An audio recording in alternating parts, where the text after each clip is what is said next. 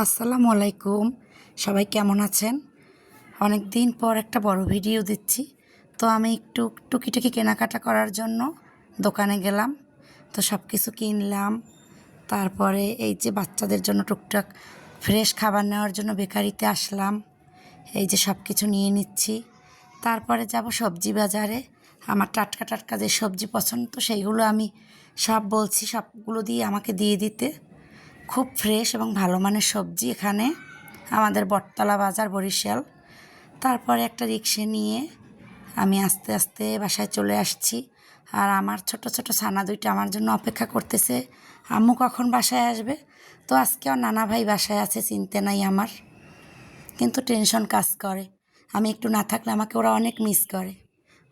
ওরা দুইজন আমার কলেজের টুকরা। আর বড় বাবাজান তো বড় হয়ে গেছে। এবার রান্নাবান্না করতেছি করলা ভাজি। তো পেঁয়াজ কুচি দিয়ে দিলাম, আলু কেটে কেটে বড় বড় করে। এটা একটু আমার কাছে মজা লাগে, একটু লাল লাল করে করলা ভাজি করব।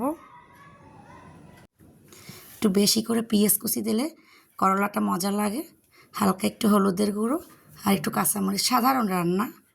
এবং আমি কিছু কাঁচামরিচ ফ্রোজেন করে রাখি, যখন হাতের কাছে না থাকে, কারো মানে ঝামেলা হয় না, চলা যায় আর কি। এই দিয়ে দিলাম ফ্রোজেন করা কাঁচামরিচ। তো সুন্দর লাল লাল করে আমি ভাজিটা করে নেব। আজকে খুবই সাধারণ খাবার, কিন্তু অসাধারণ স্বাদ লাগে এই করলা ভাজি আমার কাছে। তো বাচ্চাদের সাথে গল্প করছি আর রান্না করছি। এই যে প্রায় আলহামদুলিল্লাহ রান্না প্রায় শেষ হয়ে যাচ্ছে। এরপর রান্না করব, বরিশালে বলে চাল কুমড়ো চিংড়ি মাছ দিয়ে। আর অন্যান্য রান্নাগুলো দেখাবো না, তাহলে ভিডিও বড় হয়ে যাবে। এই যে সুন্দর করে কষিয়ে নিচ্ছি কুমড়োগুলো। এগুলো বরিশালে চাল কুমড়ো বলে, চালে হয় দেখে। কোন দেশে কোন নাম সেটা কমেন্ট করবেন। এই যে কষানো হয়ে গেছে, এবার ঢাকনা দিয়ে ঢেকে দিলাম। আস্তে আস্তে আমি কষিয়ে নেব।